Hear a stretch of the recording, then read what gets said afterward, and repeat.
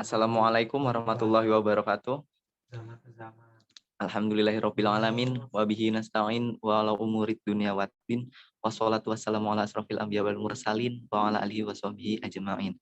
Yang terhormat Bapak Ardian Ashari selaku dosen pengampu pada mata kuliah Desain Pembelajaran Fisika dan teman-teman yang insya Allah dimuliakan oleh Allah, amin. Pada kesempatan kali ini kami dari kelompok 5 akan mempresentasikan yaitu mengenai analisis karakteristik peserta didik. Adapun presentasi kali ini akan disampaikan oleh Dea Amandalia Agustin dengan NPM 1911090033 dan saya Muhammad Fitor Al-Faqih 1911090270 dan yang terakhir yaitu Sarmila dengan NPM 1911090146.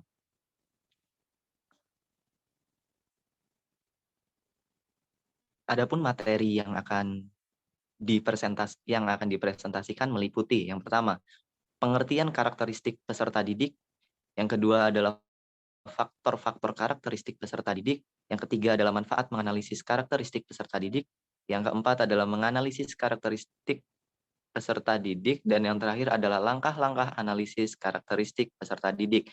Untuk presentasi yang pertama akan disampaikan oleh Dea Amandalia Agustin. Waktu dan tempat dipersilakan.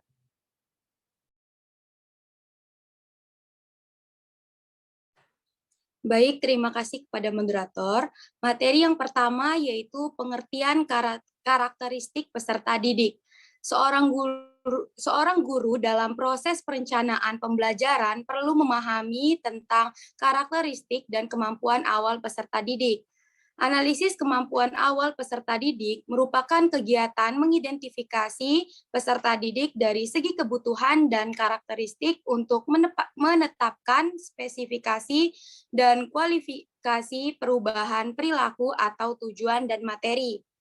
Karakteristik peserta didik didefinisikan sebagai ciri dari kualitas perorangan peserta didik yang ada, pada umumnya meliputi antara lain kemampuan akademik, usia, dan tingkat pendewasaan, motivasi terhadap mata pelajaran, pengalaman, keterampilan, psikomotorik, kemampuan kerjasama, serta kemampuan sosial menurut Atwi Suparman. Di samping pemahaman karakteristik umum di atas, terdapat juga karakteristik khusus yang disebut dengan non-konvensional, yang meliputi kelompok, minoritas, atau suku, cacat, serta tingkat kedewasaan. Hal ini berpengaruh pada penggunaan bahasa, penghargaan atau pengakuan, perlakuan khusus, dan metode strategi dalam proses pengajaran. Next, Mil. Materi selanjutnya yaitu menganalisis karakteristik peserta didik dibagi beberapa macam. Yang pertama, karakteristik umum. Yang kedua, kemampuan awal khusus. Yang ketiga, gaya belajar. Dan yang keempat yaitu kecerdasan jamak. Untuk yang pertama yaitu karakteristik umum. Karakteristik umum berkaitan dengan budaya, suku, agama, gender, dan latar belakang status sosial yang mempengaruhi sikap dan minat belajar siswa. Contohnya, saat merencanakan kerja kelompok, pertimbangkan perbedaan gender yang mungkin berdampak pada perhatian dan tingkat partisipasi siswa. Kelompok dengan jenis gender yang beragama bisa bekerja dengan baik di kelas awal, tapi bisa saja menghambat pembelajaran siswa untuk beberapa kelas menengah.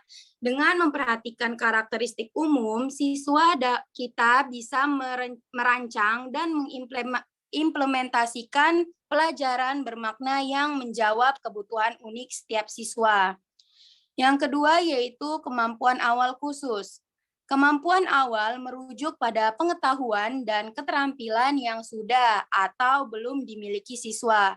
Untuk mengetahuinya, kita bisa melakukannya secara informal lewat pertanyaan di kelas atau lebih formalnya dengan memberikan tes. Hasilnya akan menentukan apakah siswa memiliki kompetensi yang diperlukan untuk mendapatkan atau mengetahui materi selanjutnya. Contohnya, saat kelas akan membahas tentang luas geometris, Tes kemampuan awalnya berfokus pada keterampilan perkalian untuk mengidentifikasi apakah siswa bisa memahami materi selanjutnya. Yang ketiga yaitu gaya belajar. Gaya belajar mengacu pada ciri-ciri psikologis yang mempengaruhi bagaimana pandangan dan respon peserta didik pada berbagai stimulus yang diberikan. Ciri psikologis yang dimaksud adalah kekuatan dalam memberi persepsi, kebiasaan, memproses informasi, motivasi, dan berbagai aspek psikologis lainnya. Informasi yang didapatkan dari menganalisis karakteristik umum, kemampuan awal khusus, dan gaya belajar siswa akan membantu kita dalam proses perencanaan dan pelaksanaan pembelajaran. Yang ketiga yaitu kecerdasan jamak. Gender menyatakan bahwa kecerdasan merupakan kemampuan untuk menyelesaikan masalah, menciptakan produk yang berharga dalam satu atau beberapa lingkungan budaya masyarakat. Ia memiliki pandangan yang pluralistik mengenai pemikiran. Next, Mil. Howard Gender mengemukakan bahwa titik tekan teori kecerdasan jamak adalah pada kemampuan untuk menyelesaikan masalah dan menciptakan suatu produk atau karya. Secara rinci, Gender juga menyatakan bahwa kecerdasan merupakan kemampuan untuk menciptakan suatu produk yang efektif atau menyumbangkan pelayanan yang bernilai dalam suatu budaya. Gender juga menyatakan bahwa sebuah perangkat keterampilan menemukan atau menciptakan bagi seseorang dalam memecahkan masalah dalam hidupnya. Kemudian gender juga menyatakan bahwa kecerdasan merupakan potensi untuk menemukan jalan keluar dari masalah-masalah yang melibatkan penggunaan pemahaman baru. Kecerdasan jamak dapat dikelompokkan dalam 3 wilayah atau domain, yakni interaktif, analitik, dan introspeksi. Pembagian ketiga domain ini dengan pertimbangan untuk memudahkan para guru dan orang tua mengamati jenis kecerdasan, bakat, atau talenta yang kemungkinan dimiliki oleh anak mereka. Yang pertama yaitu ada domain interaktif. Domain interaktif merujuk pada kemampuan individu untuk berinteraksi dengan individu lain dengan menggunakan kecerdasan verbal, linguistik, interpersonal, dan badaniah kinestetik yang dimiliki.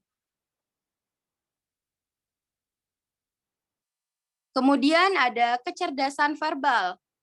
Kecerdasan verbal adalah kemampuan untuk mengekspresikan diri secara lisan dan tertulis. Adapun kecerdasan bahasa merupakan kemampuan menggunakan bahasa termasuk bahasa ibu, bahasa negara, dan bahasa-bahasa asing. Kemudian ada kecerdasan badaniah.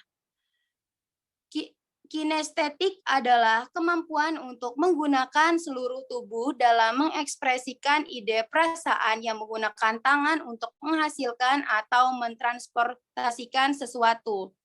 Kemudian ada kecerdasan interpersonal adalah kemampuan memahami pikiran, sikap, dan perilaku orang lain.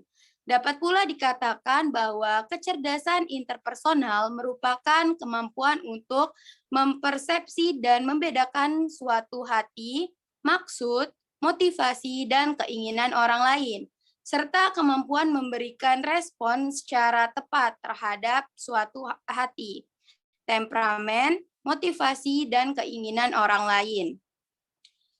Selanjutnya yaitu domain analitik. Domain analitik merujuk pada kemampuan untuk berpikir logis yang melibatkan alasan-alasan rasional yang mencakup kecerdasan logis matematik, berirama musik, dan kecerdasan naturalis.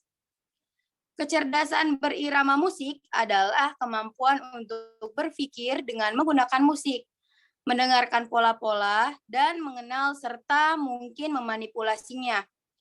Sedangkan kecerdasan naturalis adalah kemampuan untuk membuat kategorisasi dan hierarki tentang suatu organisme seperti tumbuh-tumbuhan, binatang, dan alam.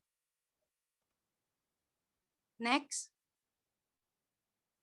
Selanjutnya yaitu domain introspektif. Kecerdasan introspektif dapat dicapai melalui proses afektif secara alamiah.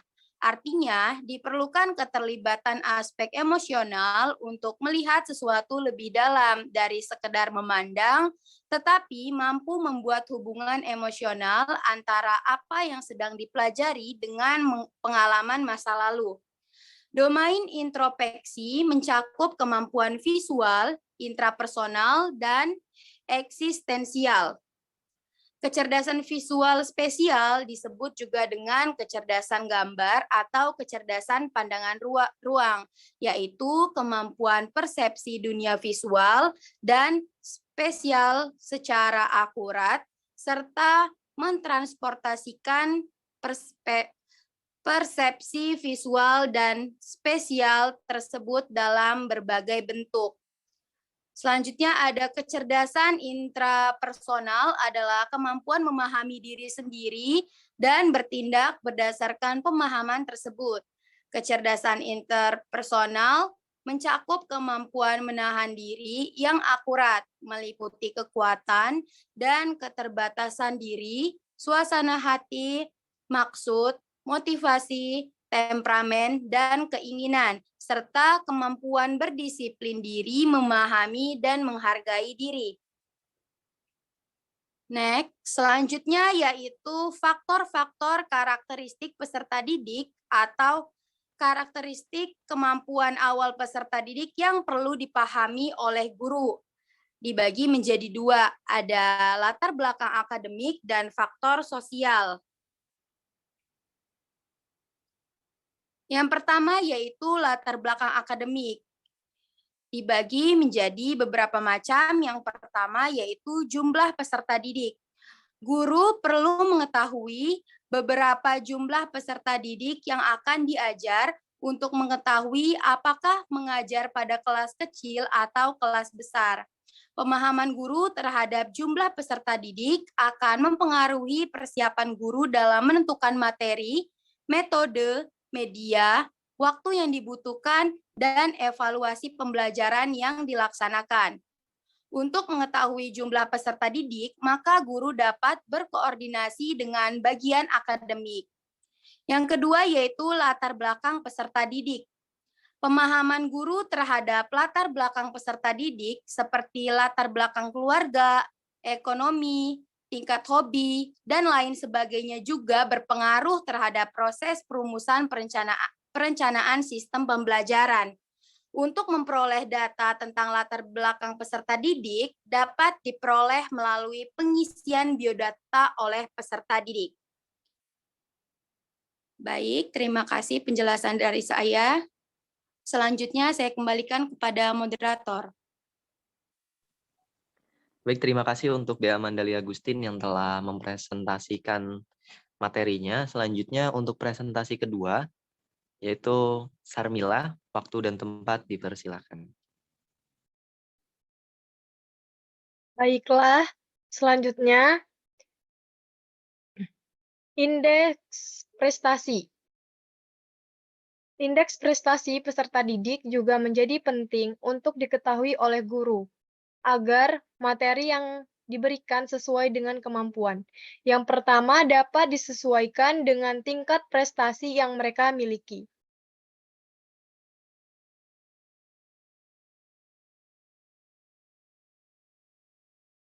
Yang kedua, bahkan peserta didik yang memiliki tingkat prestasi yang homogen dapat ditempatkan pada kelas yang sama. Yang ketiga, guru juga bisa mempertimbangkan tingkat keluasan dan kedalaman materi yang disampaikan dengan prestasi yang dimiliki peserta didik. Untuk mengetahui indeks prestasi peserta didik dapat diperoleh melalui nilai rapot sebelumnya atau seleksi kemampuan awal peserta didik yang diselenggarakan oleh lembaga. Selanjutnya, tingkat inteligensi. Memahami tingkat inteligensi peserta didik juga dapat mengukur dan memprediksi. Yang pertama, tingkat kemampuan mereka dalam menerima materi pelajaran. Yang kedua, mengukur tingkat kedalaman dan keluasan materi. Yang ketiga, bahkan dengan memahami tingkat inteligensi peserta didik, guru dapat menyusun materi, metode, media, serta tingkat kesulitan evaluasi terhadap tingkat inteligensi peserta didik. Tingkat inteligensi peserta didik dapat diperoleh melalui tes inteligensi peserta didik atau tes potensi akademik. Selanjutnya, keterampilan membaca. Salah satu kecakapan yang harus dimiliki oleh peserta didik dalam belajar adalah keterampilan membaca. Keterampilan membaca adalah menyangkut tentang kemampuan peserta didik dalam menyimpulkan secara tepat dan akurat tentang bahan bacaan yang mereka dibaca. Untuk mengetahui tingkat keterampilan membaca peserta didik dapat dilakukan melalui tes membaca dan menyimpulkan bahan bacaan dalam rentang waktu yang telah ditentukan. Selanjutnya, nilai ujian. Nilai ujian juga dapat dijadikan sebagai pedoman untuk memahami karakteristik awal peserta didik. Untuk memperoleh nilai ujian peserta didik, perlu dilakukan kemampuan awal peserta didik terhadap mata pelajaran yang diampu oleh guru yang bersangkutan. Selanjutnya, kebiasaan belajar. Aspek lain yang perlu diperhatikan oleh guru dalam proses pembelajaran adalah memahami kebiasaan belajar peserta didik atau disebut juga dengan learning style. Kebiasaan belajar mengacu pada cara belajar yang lebih disukai oleh peserta didik. Dalam proses pembelajaran, banyak para peserta didik yang mengikuti belajar pada mata pelajaran tersebut. Diajar dengan menggunakan strategi yang sama, akan tetapi mempunyai tingkat pemahaman yang berbeda-beda. Perbedaan ini tidak hanya disebabkan oleh tingkat kecerdasan peserta didik yang berbeda-beda, akan tetapi ditentukan oleh cara belajar yang dimiliki oleh masing-masing peserta didik. Seorang peserta didik yang senang membaca kurang terbiasa belajar dengan baik jika dia harus mendengarkan ceramah atau diskusi. Demikian juga peserta didik yang senang bergerak atau melalui berdiskusi tidak akan belajar dengan baik jika dia harus mendengarkan ceramah dari para guru. Keanekaragaman gaya belajar peserta didik perlu diketahui oleh para guru pada awal belajar, sehingga guru memiliki dasar dalam menentukan pendekatan dan media pembelajaran. Sangat ditentukan oleh kesesuaian antara pendekatan pembelajaran berdasarkan tingkat perkembangan psikologis dengan gaya belajar yang disukai oleh para peserta didik. Selanjutnya, minat belajar. Minat belajar juga dapat dijadikan sebagai tolak ukur dalam memahami karakteristik peserta didik. Hal ini dilakukan agar guru dapat memprediksi atau melihat tingkat antusias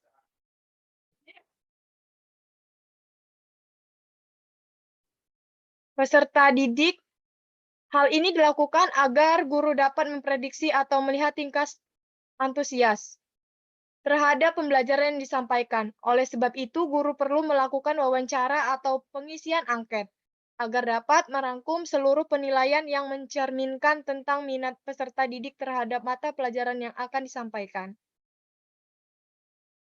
Selanjutnya, harapan atau keinginan peserta didik.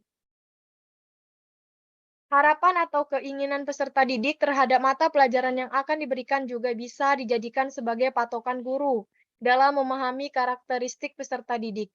Hal ini dapat dilakukan dengan meminta peserta didik untuk mengemukakan pendapatnya tentang harapan mereka terhadap mata pelajaran yang akan diberikan, suasana yang diinginkan, serta tujuan yang ingin diperoleh dari mata pelajaran yang disajikan.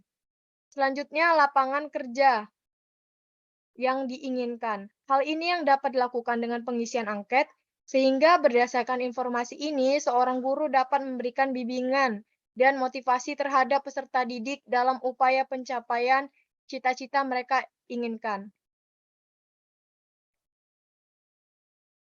Faktor-faktor sosial. Yang pertama ada usia. faktor usia dapat dijadikan patokan dalam memahami karakteristik peserta didik.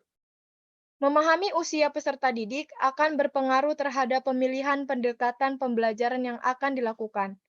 Pendekatan belajar yang digunakan terhadap usia kanak-kanak tertentu saja berbeda dengan pendekatan belajar yang digunakan terhadap anak remaja atau dewasa. Dalam praktik pendidikan dikenal dengan istilah pedagogi dan andragogi. Pedagogi berasal dari bahasa Yunani pait, artinya anak, dan agogos artinya membimbing. Itulah sebabnya istilah pedagogi dapat diartikan sebagai ilmu dan seni mengajar anak-anak. Sebabnya istilah pedagogi dapat diartikan sebagai ilmu dan seni mengajar anak-anak. Sedangkan andragogi berasal dari bahasa Yunani yakni andra, artinya orang dewasa, dan agogos artinya memimpin. Definisi istilah andragogi kemudian dapat diartikan sebagai suatu seni dan ilmu untuk membantu orang dewasa belajar. Selanjutnya, kematangan atau maturity. Kematangan juga dapat diartikan sebagai patokan dalam memahami karakteristik peserta didik, di mana pematangan secara psikologis juga menjadi pertimbangan. Guru dalam menentukan berbagai macam pendekatan belajar yang sesuai dengan tingkat usia atau kesiapan peserta didik.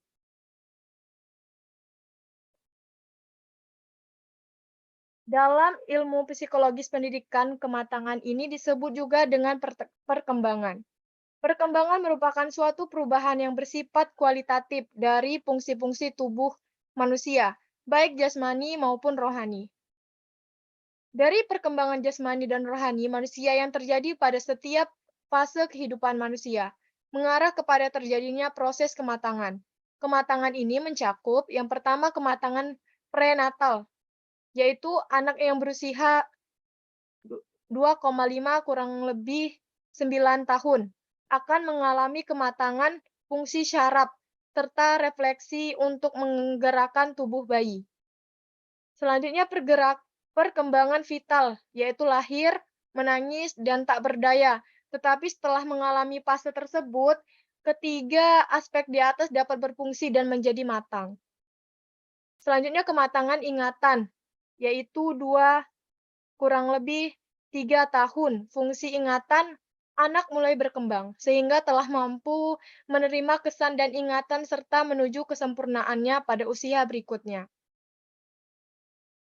Selanjutnya, kematangan imajinasi, yaitu pada anak usia 3 kurang lebih 4 tahun, anak sudah berasa bahwa dirinya merupakan berikutnya kepentingan dari orang lain. Bahkan dia telah mulai menyadari bahwa ia dibatasi oleh orang lain.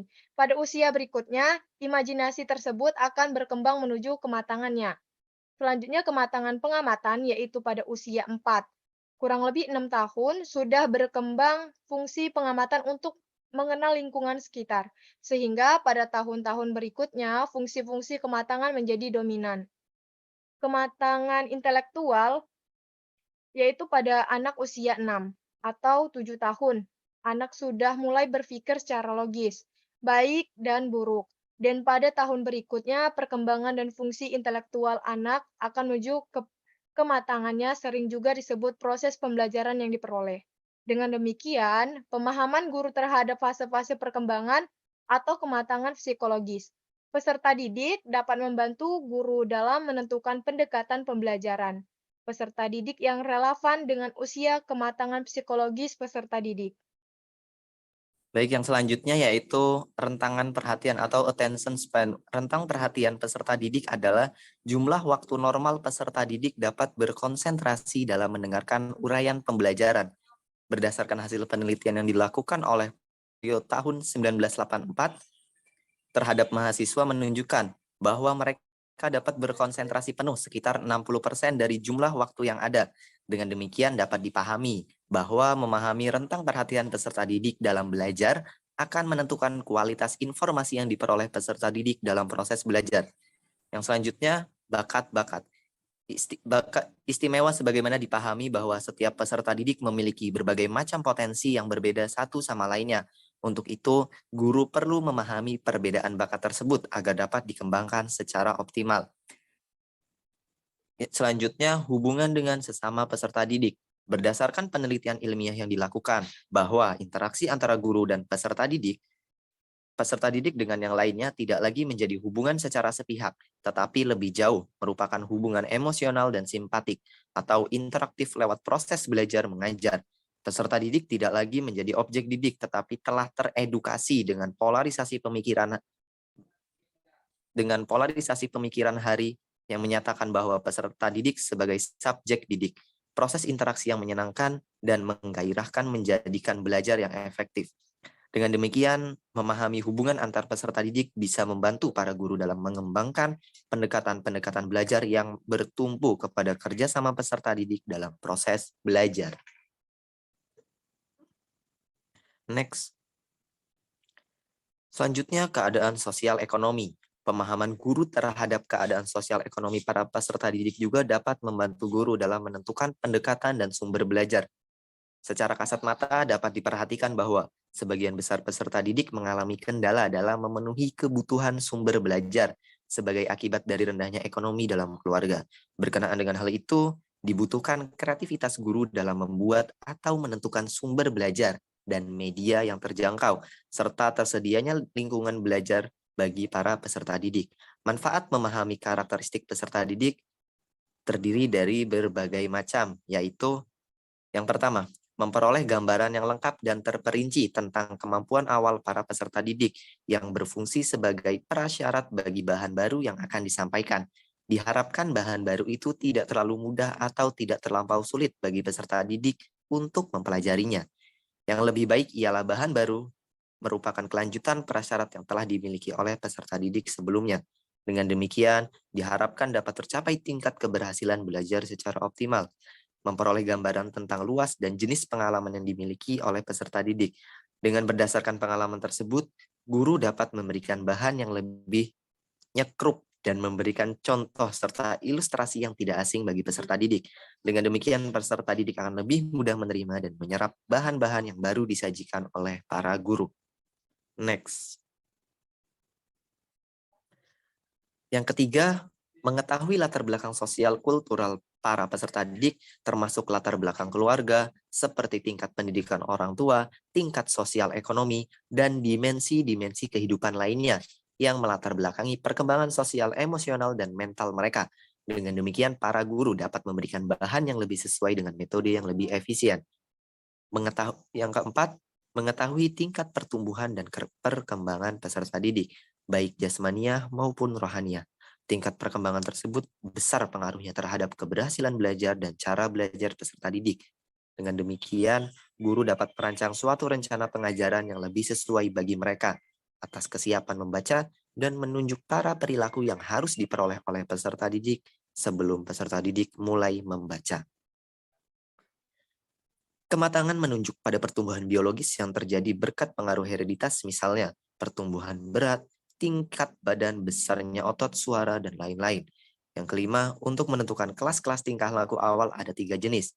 Ada 3 jenis alat yang dapat digunakan, yaitu perangkat belajar, kemampuan belajar, dan gaya belajar.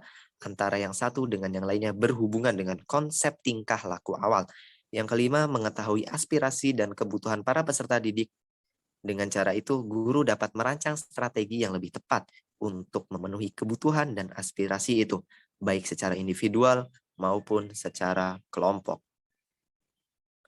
Yang selanjutnya yaitu langkah-langkah analisis kemampuan peserta didik. Ada 3 langkah yang perlu dilakukan dalam mengadakan analisis kemampuan awal peserta didik, berupa yang pertama, melakukan pengamatan atau observasi kepada peserta didik secara perorangan. Pengamatan ini bisa dilakukan dengan menggunakan tes kemampuan awal atau angket dan wawancara. Tes lisan atau tulis secara kolektif digunakan untuk mengetahui konsep-konsep, prosedur-prosedur, atau prinsip-prinsip yang telah dikuasai oleh pembelajar yang terkait dengan konsep, prosedur, atau prinsip yang akan diajarkan. Wawancara atau angket dapat digunakan untuk menggali informasi mengenai kemampuan awal yang lain, seperti pengetahuan yang tidak terorganisasi, pengetahuan pengalaman analogi, dan strategi kognitif. Yang kedua yaitu tabulasi karakteristik perorangan peserta didik. Hasil pengemasan yang dilakukan pada langkah pertama ditabulasi untuk mendapatkan klasifikasi dan rinciannya. Hasil tabulasi akan digunakan untuk daftar klasifikasi karakteristik menonjol yang perlu diperhatikan dalam penetapan strategi pengelolaan. Yang ketiga, pembuatan daftar strategi karakteristik peserta didik. Daftar ini perlu dibuat sebagai dasar menentukan strategi pengelolaan pembelajaran. Satu hal yang perlu diperhatikan dalam pembuatan daftar ini adalah daftar harus selalu disesuaikan dengan kemajuan-kemajuan belajar yang dicapai pembelajar secara perorangan. Next. Selanjutnya, manfaat menganalisis karakteristik awal peserta didik. Selain berperan penting untuk rancangan pembelajaran, ada beberapa manfaat lain yang didapatkan dari menganalisis karakteristik peserta didik dalam kelas, antara lain. Yang pertama, mendapat gambaran yang lengkap tentang kemampuan awal siswa sebagai landasan untuk mencapai keberhasilan pembelajaran yang optimal. Yang kedua, mengetahui jenis pengalaman yang telah dimiliki oleh siswa, sehingga bisa memberikan materi secara tepat lewat contoh atau ilustrasi. Dengan begitu, mereka bisa lebih mudah menerima dan menyerap pengetahuan baru yang diberikan. Yang ketiga, mengetahui latar belakang sosial dan budaya siswa. Contohnya, tingkat pendidikan orang tua, sosial ekonomi, atau dimensi kehidupan lainnya, agar bisa disesuaikan dengan metode yang efisien. Next. Yang keempat, mendapat informasi tentang tingkat pertumbuhan dan perkembangan siswa, baik jasmani maupun rohani, yang berpengaruh terhadap keberhasilan dan cara belajar mereka. Yang keenam, mengetahui aspirasi dan kebutuhan siswa sehingga dapat merancang strategi pembelajaran yang lebih tepat. Yang ketujuh, mengetahui tingkat penguasaan pengetahuan yang sudah diperoleh siswa sebelumnya. Kedelapan, mendapat gambaran tentang tingkat penguasaan bahasa siswa, baik secara lisan maupun tertulis, yang bisa jadi pertimbangan dalam menyajikan materi. Dan yang kesembilan, mengetahui sikap dan nilai yang dalam diri siswa, sebab hal ini dapat dijadikan pertimbangan untuk merencanakan pengajaran. Next.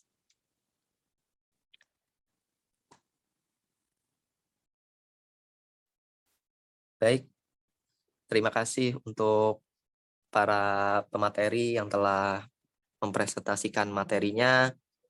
Untuk teman-teman sekalian, jika ada yang ingin bertanya, bisa ditulis pertanyaannya pada grup WhatsApp kita. Sekian dari saya. Wassalamualaikum warahmatullahi wabarakatuh. Waalaikumsalam warahmatullahi wabarakatuh.